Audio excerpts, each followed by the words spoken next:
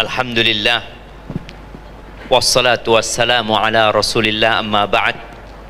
Jamaah rahimakumullah, kembali kita melanjutkan pembahasan tentang takdir Allah Azza wa Jal.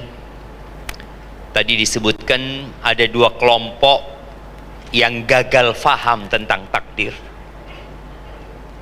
Yang pertama namanya Al-Qadariyah, yang kedua namanya Al-Jabriyah.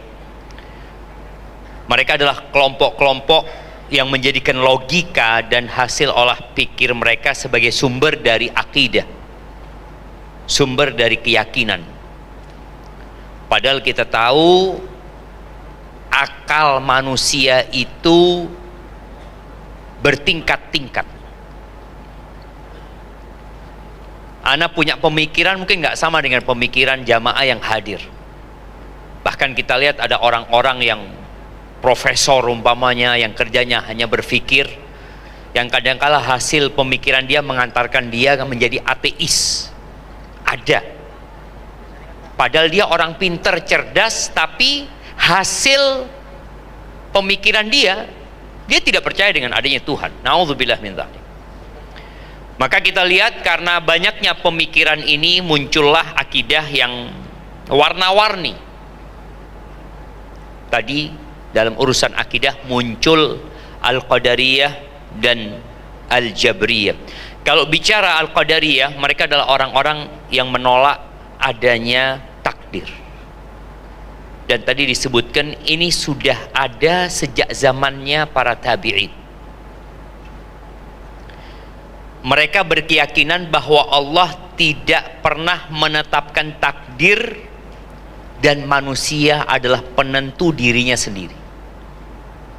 Yang konsekuensi dari keyakinan ini bahwasanya Allah nggak tahu dengan apa yang terjadi, dan boleh jadi terjadi dalam kerajaan Allah apa yang tidak Allah kehendaki.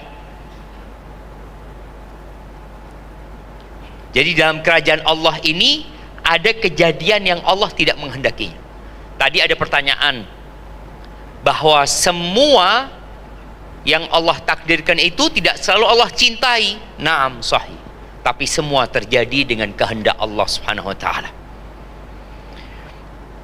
Jadi ini adalah sesuatu yang menyimpang karena Allah sudah menetapkan bahwa Allah mengetahui segala sesuatu, dan Allah sudah mencatatnya sebagaimana di ayat-ayat yang tadi kita baca. Lalu kita juga sudah menyimak hadis-hadis Nabi Muhammad SAW bahwa ilmu Allah itu dicatat dengan pena dan ada di Lauhul Mahfuz yang tidak mengetahuinya kecuali Allah Subhanahu wa taala. Kemudian Allah menentukannya kapan Allah menghendaki. Lalu Allah menciptakannya. Sedangkan Al-Qadariyah mengatakan tidak. Kalau kita berkeyakinan bahwa Allah telah mencatat, berarti kita ini dihukum sama Allah, padahal kita tidak punya kehendak.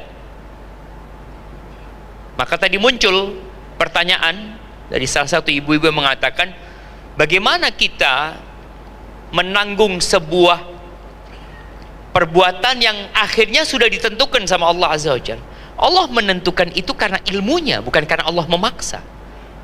Sedangkan Al-Qadariyah berpendapat tadi, enggak, kita semua menentukan takdir kita sendiri-sendiri. Allah enggak tahu dengan apa yang bakal terjadi.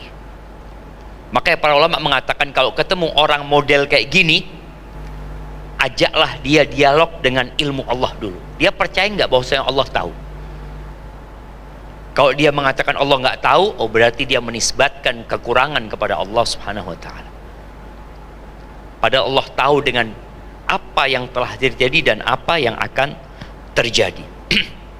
Ahibati fillah, Al-Imam Muslim dalam kitabnya, kitab sahihnya, beliau menyebutkan sebuah athar yang panjang sekali mengisahkan tentang kemunculan paham Qadariyah. Artinya di masa para sahabat nggak ada pemahaman ini ketika mereka bersama Rasul SAW. Tapi setelah itu mulai orang-orang menggunakan akalnya yang seharusnya akal ini tunduk kepada wahyu, tapi mereka ingin menundukkan wahyu kepada akal mereka.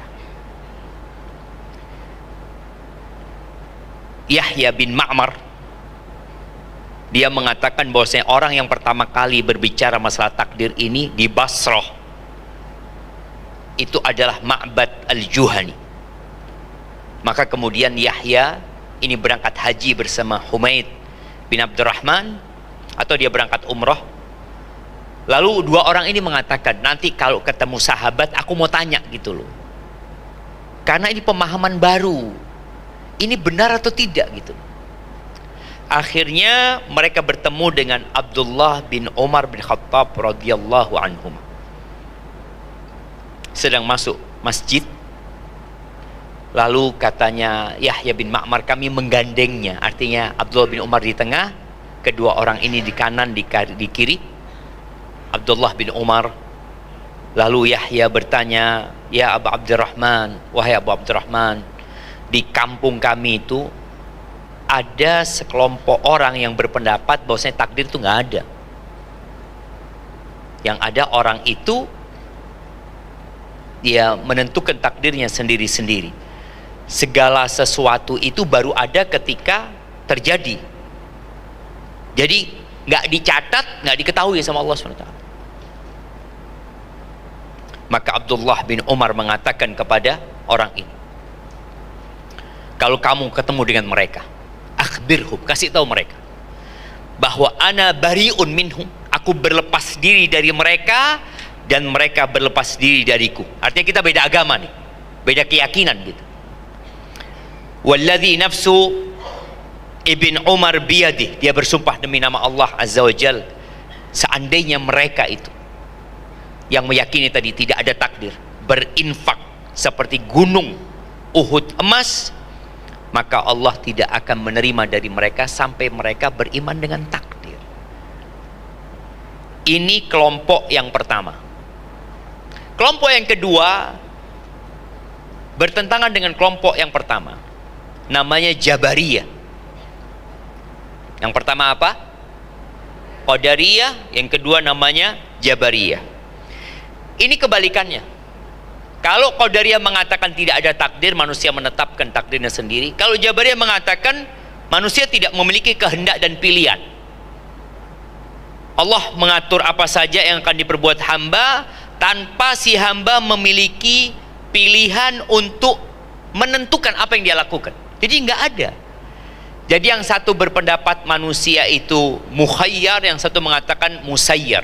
Artinya orang itu bebas. Allah nggak tahu dengan apa yang akan dia lakukan.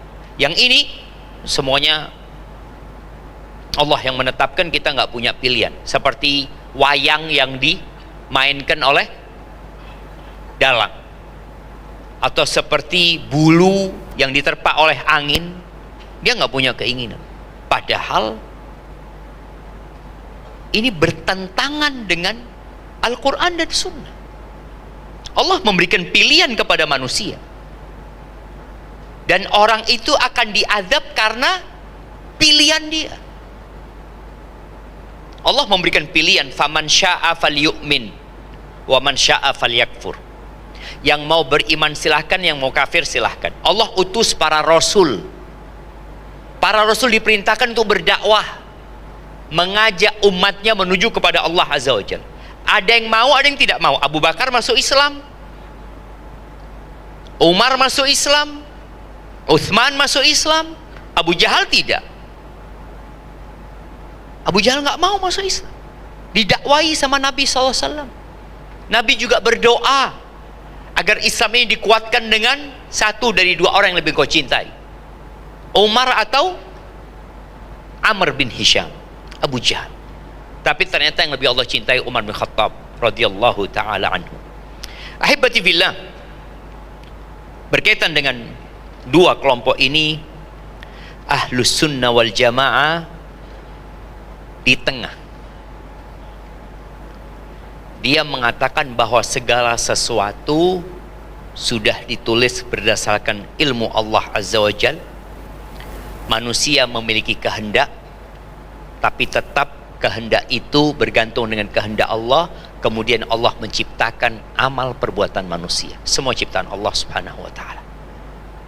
Jadi tidak seperti Qadariyah dan tidak seperti Jabariyah. Tapi apa sikap kita kalau takdir itu sudah ditetapkan, Ustaz?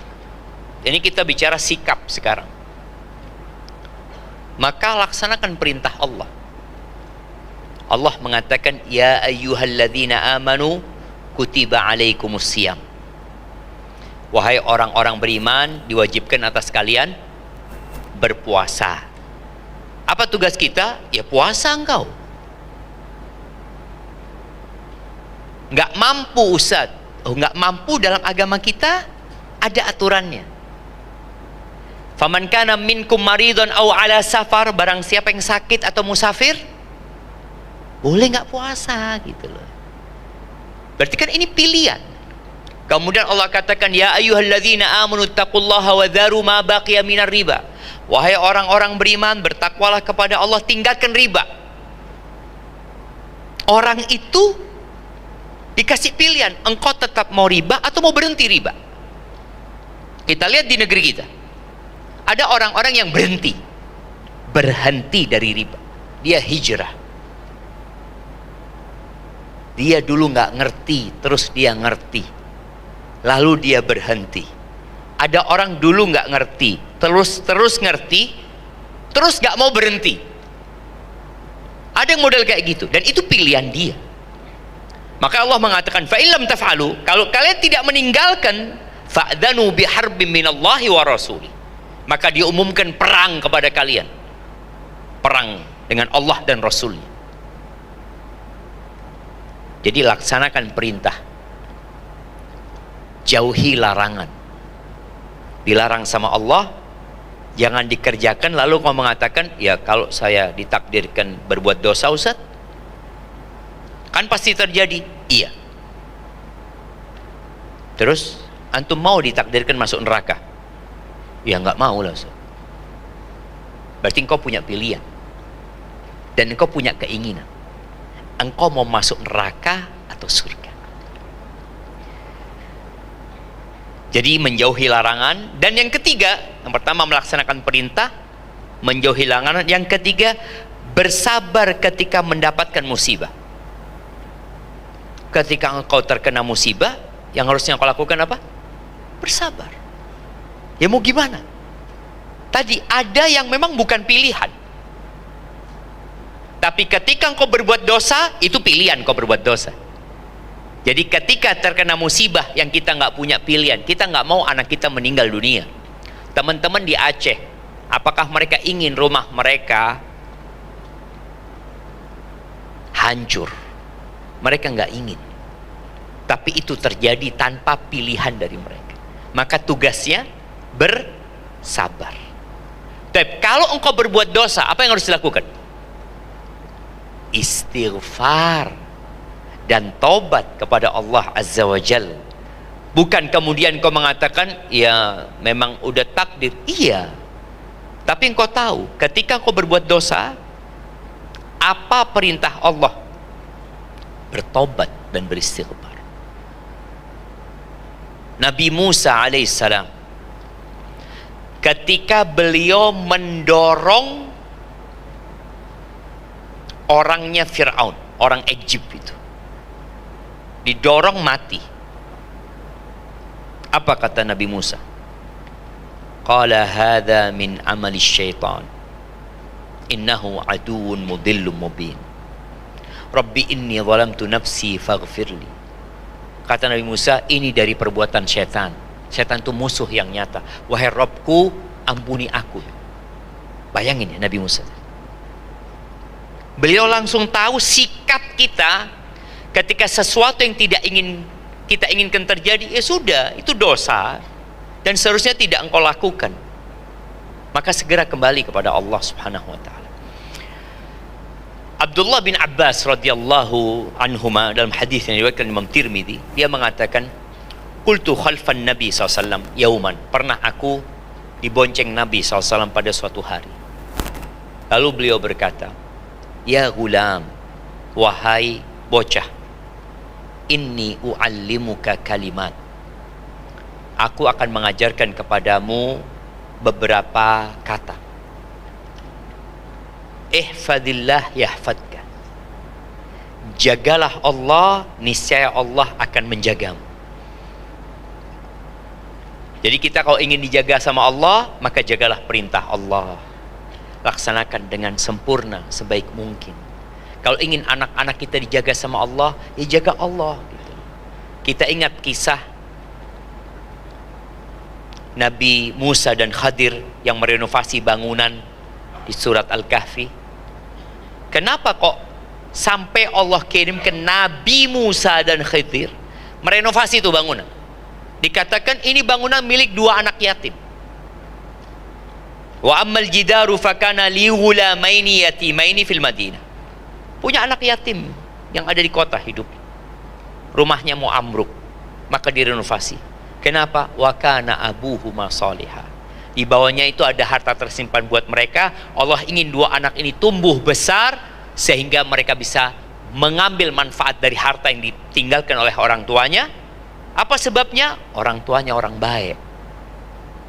Maka bapak ibu yang ingin anak-anaknya baik, tolong jaga Allah SWT. Ini usaha yang perlu kita lakukan. Tapi Ustaz, Nabi Nuh, Nabi, bapaknya Nabi, tapi anaknya seperti itu. Iya, ya udah, ini bicara musibah. Tapi orang tua berusaha melaksanakan perintah Allah. Di antara penyebab anaknya Nabi seperti itu, karena faktor emaknya.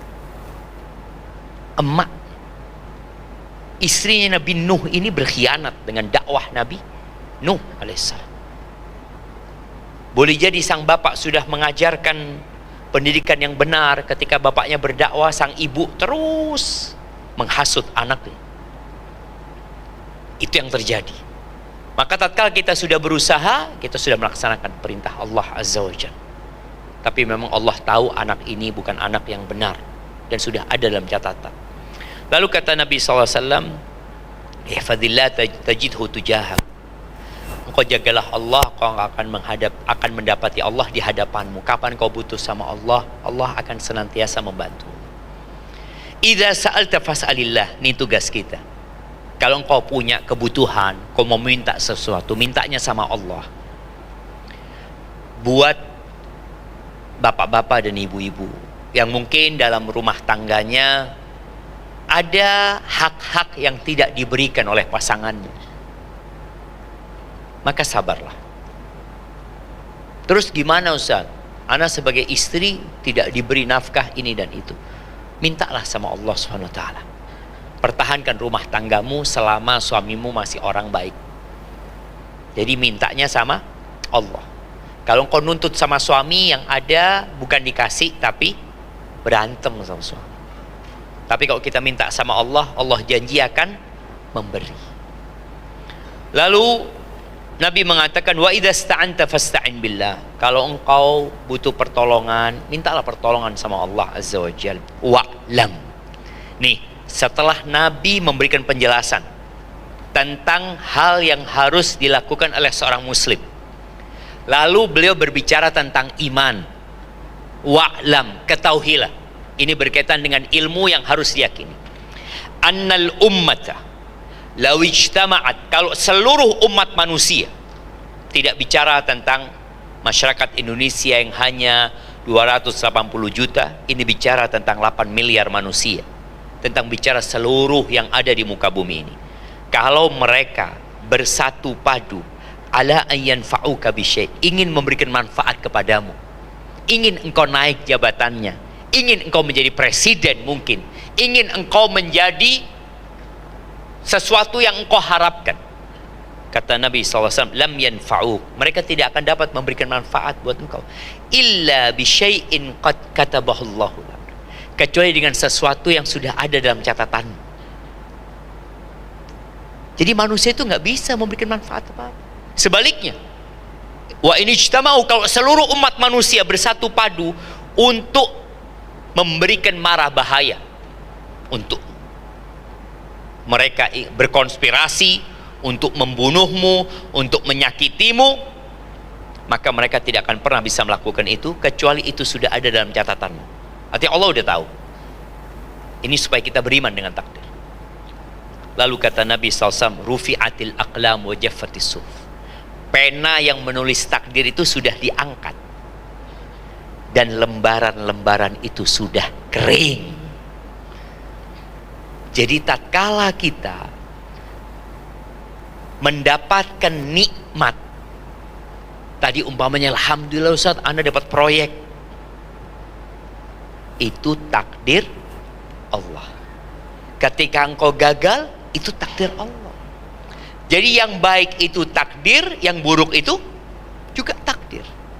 Masih ingat dulu ada seorang wanita yang membawakan sebuah nyanyian yang akhirnya ditegur oleh MUI. Judulnya takdir itu kejam. Iya, takdir memang kejam. Ini orang nggak beriman dengan takdir baik, maka ditegur oleh MUI, nggak boleh itu. Engkau mengatakan takdir memang kejam. Takdir Allah itu baik dan buruk. Dan orang beriman dalam semua kondisi, apabila sikap dia benar, selalu baik. Kata Nabi SAW, ajaban li amril mu'min. Sungguh menakjubkan urusan orang beriman. Inna amrahu kullahu lahu khair. Semua urusan orang beriman ini baik. In asabathu sarra syakar.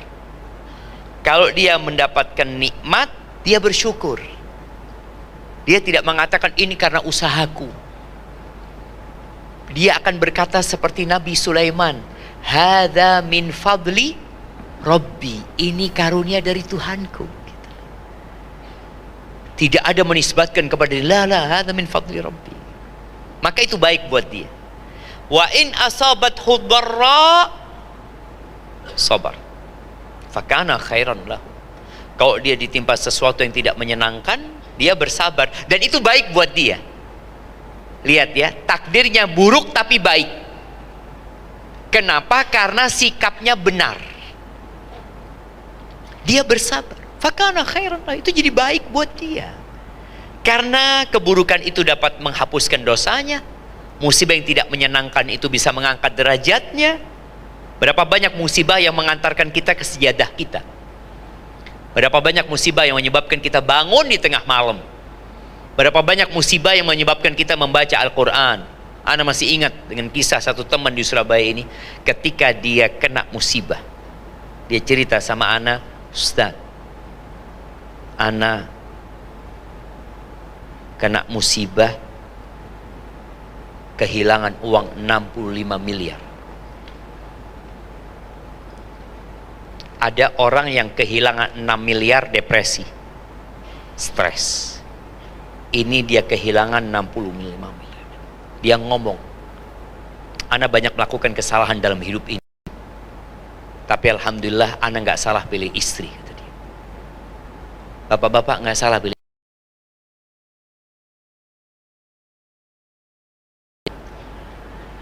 Nggak, insya Allah semua. Boleh jadi kita salah memang, karena kita memilih. Kan udah dikasih pilihan sama Allah. Nabi SAW menjelaskan, nikahi yang agamanya baik. Ternyata kita milihnya yang cantik, kita milih yang kaya, walaupun nggak sholat. Itu pilihan siapa? Ya engkau yang milih gitu. Ini orang mengatakan ketika anak kena musibah, istri anak tiap 3 malam hatam Quran. Jadi dia mau kemana gitu loh. Dia sebagai seorang wanita, dia tidak ingin menambah beban suaminya. Karena ada perempuan yang ketika musibah itu terjadi, maka yang dia lakukan menyalahkan suaminya. Engkau sudah aku kasih tahu bang, seharusnya nggak kayak gitu. Ini kan gara-gara engkau nggak dengerin aku. Ini terus, ini suami bukan tambah bener, tambah stres. Dia ngelihat kepada istrinya, aku kehilangan 65M. Apa kehilangan istri juga? Tapi tadi, nih perempuan lari kepada Allah. Dia hatam tiap 3 malam. Ketika dia subhanallah, dia cerita 1 tahun alhamdulillah Ustaz, Allah lunasi semuanya. Tapi setelah musibah itu pergi, apakah hatam tiap 3 malam? Enggak lagi. Enggak lagi. Berarti kan musibah itu datang membawa derajat yang tinggi. Apakah ibu-ibu nunggu kena musibah baru hatam tiap 3 malam? Boleh jadi. Ada orang-orang yang nunggu kena musibah, baru dia kenal dengan sholat malam. Ada bapak-bapak yang nunggu kena musibah, baru dia rindu ke masjid. Ada orang yang tabrakan di Jakarta, dia cerita ketika dia berangkat main golf, kemudian dia nabrak truk yang membawa besi beton tuh jemaah, masuk ke sebelah badannya tuh. Tapi Allah masih takdirkan dia hidup. Setelah itu dia jadi rajin ke masjid. Dia ngomong, sebelumnya anak nggak pernah adzan itu ke masjid, Ustaz. Maka tadi musibah itu jadi baik, yang tidak menyenangkan sebenarnya kalau kita menyikapi dengan benar, yaitu bersabar dan mengatakan ini sudah ketentuan Allah Azza wa Jalla. Rasul sallallahu alaihi wasallam mengatakan, al-mu'minul qawi, orang mukmin yang kuat itu lebih baik dan lebih dicintai Allah daripada mukmin yang lemah. Wa fi kullin khair, setiap orang beriman itu punya kebaikan. Kuat ini bukan kuat secara ekonomi, karena nggak ada gunanya ekonominya bagus kalau imannya nggak kuat. Berapa banyak orang yang rajin berbuat maksiat gara-gara ekonominya bagus dan berhenti ketika ekonominya sulit. Tapi ketika orang imannya kuat, mau kaya mau miskin dia bagus. Wa fi kullin khair, dan setiap orang beriman ada kebaikan. Lalu kata Nabi SAW, ihris ala ma yanfa'uk. Ini sikap seorang mukmin ketika berbincang tentang takdir. Ihris ala ma yanfa'uk, engkau bersemangatlah untuk meraih apa saja yang bermanfaat buat dirimu. Apa saja yang bermanfaat, baik itu bermanfaat untuk dunia atau bermanfaat untuk akhirat. Dan kadangkala kita ini muslim ini kalah jamaah sama non muslim dalam mengambil manfaat urusan dunia. Ana ini pernah naik pesawat dan kebetulan sama panitia dibelikan bisnis kelas. Baru pertama ana duduk di bisnis kelas itu jamaah, Masya Allah enak ternyata ya. Tapi setelah ana lihat kanan kiri ana rata-rata non muslim semua jemaah. Waduh, jarang yang muslim. Ketika mau landing, itu orang-orang non muslim itu manggil pramugarinya. Dia minta ini minta itu. Ternyata ada sesuatu yang boleh dibawa pulang. Ada sabun kayak ada apa ini itu. Loh, ana malu jemaah. Ana mau, nggak usah lah. Setelah berpikir, tuh orang-orang kaya sebenarnya nggak butuh, tapi boleh jadi dia ngambil itu untuk dikasihkan kepada orang lain, gitu. Kan manfaat. Engkau nggak butuh, engkau bisa kasihkan kepada orang lain. Kadangkala kita di pesawat dikasih roti, kita nggak makan tuh roti, karena kita nggak suka. Tapi pernahkah kita berpikir, roti ini aku bawa turun, aku berikan kepada orang? Itu manfaat. Umpamanya di sini ada makanan yang tidak kita makan, kita bukan bakhil, tapi karena kita tahu kalau dibiarkan boleh jadi dibuang. Oke, aku bawa pulang, aku kasihkan kepada orang di jalan. Jadi berusaha untuk mengambil manfaat sebanyak-banyaknya, semampu engkau. Ihris ala ma yanfa'uk. Apakah itu tidak bertentangan dengan zuhud, Ustaz? Zuhud itu tarku ma la yanfa' fil akhirah. Zuhud itu adalah meninggalkan segala sesuatu yang tidak bermanfaat di akhirat. Itu zuhud. Kalau itu tidak bermanfaat buat engkau di akhirat, tinggalkan. Tapi kalau manfaat, kenapa kita tidak ambil? Lalu dalam proses mencari manfaat itu, kita butuh pertolongan Allah. Maka kata Nabi SAW, wasta'in billah, minta tolonglah sama Allah SWT. Jangan bersandar kepada dirimu. Oleh karena itu, kalau kita mendengar panggilan Allah hayya 'alas shalah, Kita jawabnya apa? La haula wala quwata illa billah. Tapi ketika panggilannya Allahu Akbar, kita ulangi Allahu Akbar. Panggilannya asyhadu an la ilaha illallah, karena ini pernyataan. Ketika sampai kepada panggilan, kita butuh pertolongan. Nggak mungkin kita bisa berangkat ke masjid, nggak mungkin kita bisa sholat kalau Allah tidak bantu kita. Maka yang kita katakan adalah la haula wala quwata illa billah. Dipanggil lagi hayya 'alas shalah, la haula wala quwata illa billah. Hayya 'alal falah, tetap kita mengatakan la haula wala quwata illa billah. Kita tidak akan mampu melangkahkan kaki, kita tidak akan mampu untuk berwudu, kita tidak akan mampu untuk berdiri di atas sejadah mengatakan Allahu Akbar. Kita tidak akan pernah bisa ruku dan sujud kalau Allah tidak membantu. Maka ini sikap seorang muslim. Kita tahu semua udah ditakdirin, tapi tugas kita tadi berusaha untuk meraih apa saja yang bermanfaat buat kita, karena kita nggak tahu sama takdir kecuali sudah terjadi. Minta tolong sama Allah. Wala ta'jaz. Nih muslim nggak boleh jadi orang yang lemah. Orang yang lemah itu yang selalu mengatakan nggak mampu, nggak bisa, berat. Hilangkan hal ini dari diri kita. Wala ta'jaz. Ana pernah sampaikan, mungkin ada kawan di Surabaya, dia punya sebuah perusahaan yang namanya pemimpin, dia ngasih tugas kepada anak buahnya, kau lakukan ini, kau kerjakan ini gitu. Ketika dia memerintahkan kepada salah satu anak buahnya, tolong kau buat ini. Apa kata orang ini? Gak bisa saya, bos. Apa kata bosnya? Kamu dipecat hari ini. Saya tidak mau di perusahaan saya ada orang ngomong tidak bisa. Pecat ya.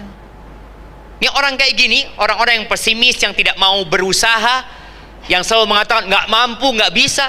Padahal seharusnya yang dia lakukan apa? Saya usahakan. Tapi ketika dari awal kita mengatakan sulit, ya jadi sulit. Tapi tatkala kita mengatakan aku akan berusaha, aku akan minta tolong sama Allah, ketika mentok, disinilah kita mengatakan saya sudah berusaha. Seperti dokter yang ngobatin pasien, yang mengatakan saya akan berusaha, tapi ternyata gagal, ya mau gimana? Ketika orang ini mau dioperasi, dokter menyampaikan ini persentase kegagalannya seperti ini, tapi saya usahakan. Ada nggak yang berhasil, dok? Loh, ada yang berhasil, tapi ada persentase gagal. Berapa persen? 10% gagalnya. Dan boleh jadi bapak termasuk yang 10%. Waduh, kita kan memotivasi dia, enggak, insya Allah lah, tapi ada usaha. Maka kata Nabi SAW, fa'in asabaka syai', kalau ternyata engkau sudah berusaha, engkau sudah minta tolong sama Allah, engkau sudah maksimal upayamu, lalu ternyata terjadi sesuatu yang tidak diinginkan, maka nggak perlu mengatakan andai kata aku berbuat ini, nggak perlu. Tapi katakan qadarullah wa masya'a fa'al. Itu udah takdir Allah gitu loh. Dan Allah menentukan apa yang dia kehendaki. Maka ini akan membuat orang jadi tenang. Dan subhanallah, ketika orang punya keyakinan ini, dia tidak akan depresi menghadapi apapun. Ada seorang perempuan yang di malam Idul Fitri di WA sama suaminya. Malam Idul Fitri, isi WA-nya ini, aku mohon maaf, aku ceraikan kamu. Gimana jemaah? Ini perempuan ambil pisau, kemudian dia potong urat nadi. Kenapa itu terjadi? Lemahnya iman tadi. Ini nih, kejadian ini 50.000 tahun sebelum penciptaan langit dan bumi sudah ditulis gitu loh. Kan aku nggak tahu, ya sekarang terjadi berarti kau tahu. Oh, udah takdirnya Allah. Seharusnya dia katakan inna lillahi wa inna ilaihi raji'un. Tapi alhamdulillah ternyata dia bisa diselamatkan oleh keluarganya. Padahal dia niatnya bunuh diri. Kan ada orang niat bunuh diri tapi ternyata nggak jadi. Bukan nggak jadi ya, nggak mati gitu jemaah ya. Nggak mati karena memang di catatannya dia nggak sampai mati. Allah tahu jemaah. Maka ingat, ini yang harus dilakukan seorang muslim. Taib, Nabi juga pernah mengatakan, wa'lam anna nasra ma'as sabri. Kata Nabi SAW, ketahuilah bahwa pertolongan Allah itu dengan kesabaran. Jadi kadangkala kita itu menunggu pertolongan Allah tapi nggak sabaran. Ada orang udah 10 tahun nggak punya anak, dia mulai berburuk sangka sama Allah. Dia mulai mengatakan kayaknya memang anak ditakdirkan nggak punya anak loh. Engkau nggak tahu loh. Nabi Ibrahim itu punya anak setelah umur 85 tahun atau 86 tahun. Apakah Nabi Ibrahim pernah berhenti berdoa? Nggak ada. Beliau mengatakan berarti takdirku nggak punya anak. Nggak, aku mau minta terus sama Allah. Aku pokoknya mau minta, itu tugasku. Nggak boleh seorang muslim berhenti berdoa lalu dia mengatakan sepertinya Allah tidak ngasih. Loh, engkau tahu dari mana? Dan Allah tergantung prasangka hambanya. Ketika prasangkamu nggak dikasih, jadi nggak dikasih engkau. Kenapa kita nggak berprasangka? Allah maha mendengar doa, aku akan terus berdoa. Kadang-kadang sebagian kita sudah umur 40 tahun, dia berangkat ke dokter, kata dokter, kayaknya berat kalau engkau punya anak sekarang. Akhirnya dia berhenti berdoa. Terus berdoa aja. Mohon sama Allah. Tapi Ustaz, ada yang sampai mati Ustaz nggak punya anak. Taib, doa-doa dia tidak ada yang sia-sia. Karena tugas kita beramal tadi. Terus meminta sama Allah Subhanahu wa taala. Wa annal faraja ma'al karb. Yang namanya disingkapnya masalah itu dengan adanya kesulitan.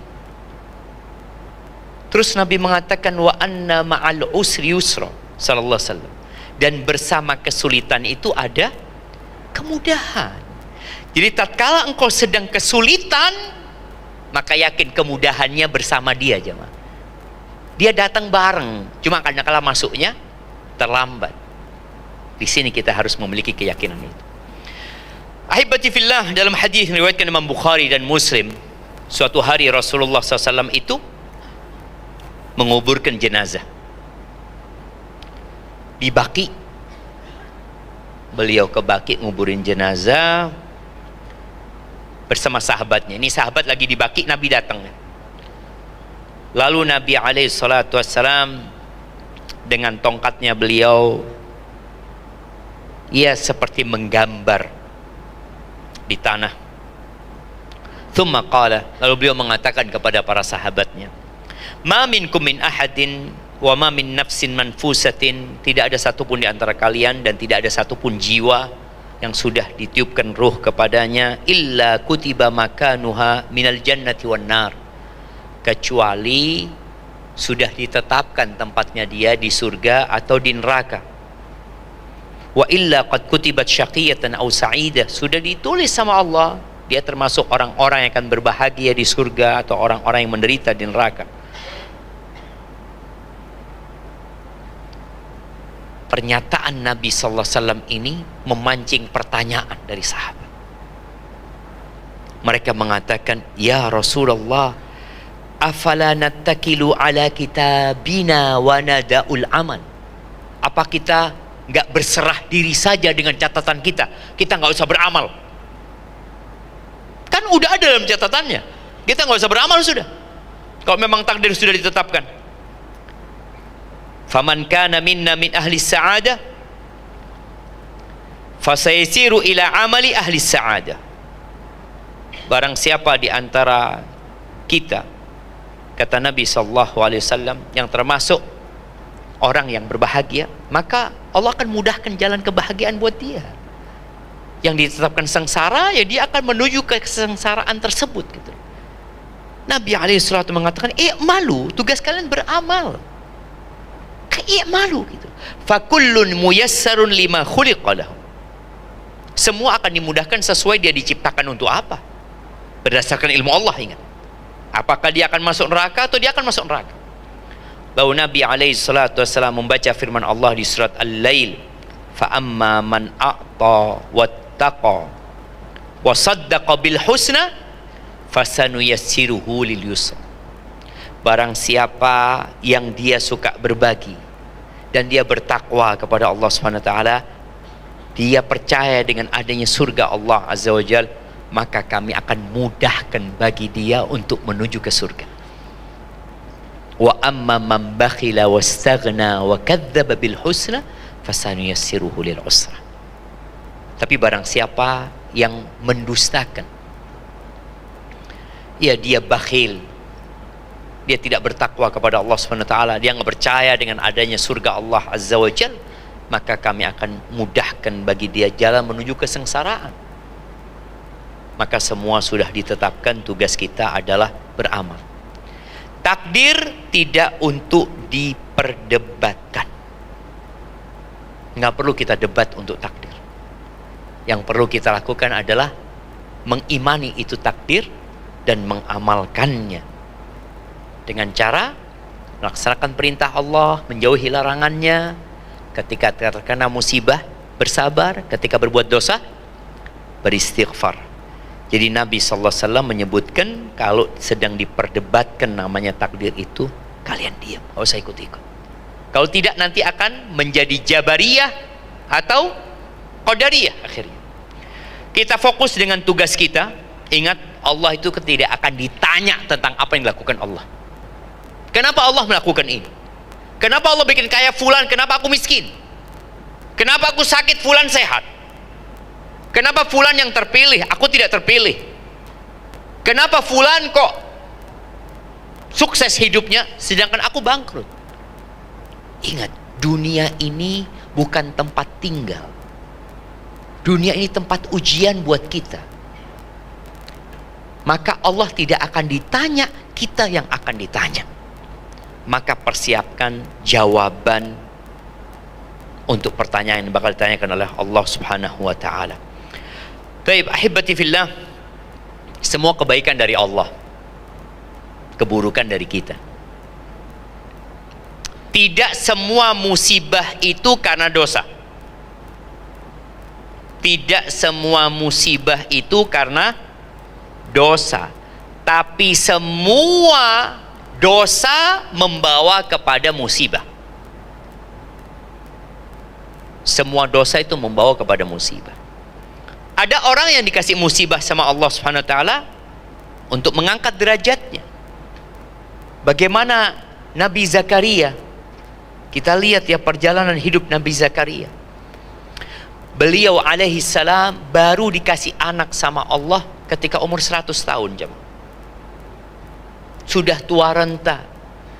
Istrinya juga sudah tua. Tapi beliau mengatakan, walam akun bidu'aika rabbi syaqiyya. Aku nggak pernah menderita, aku nggak pernah kecewa ya Allah dengan berdoa. Padahal sudah 100 tahun umurnya. Akhirnya dikasih anak.